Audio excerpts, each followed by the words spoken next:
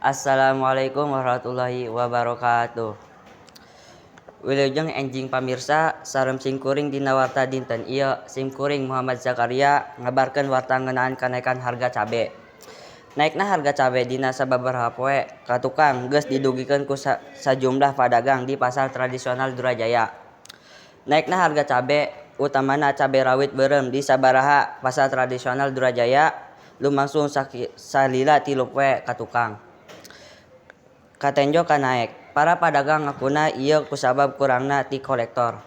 Salah sahiji padagang di pasar Durajaya harga cabe rawit beureum anu dijualna ayeuna naek 70.000 per kilo. Hatur nuhun, ayeuna simkuring ngabarkeun ti pasar Durajaya kaayaan harga cabe rawit beureum naek deui tina Rp 60.000 per kilo jadi 70.000 per kilo. Karek 3 poe cek supplier mah kosong. Kusabab petani tara ngirimkeun ka agen. Naikna harga jual cabai rawit beureum oge ditungturkeun ku cabai rawit hejo tina 45.000 per kilogram jadi 50.000 per kilogram. Kitu deui cabai keriting anu ngalonjak tina 35.000 per kilogram jadi 40.000 per kilogram. Kabeh cabai geus nepi ka ayeuna mandeh anjeunna oge nyarios yen kakuatan meser cabai dina skala agen pikeun restoran sareng catering parantos mimiti turun.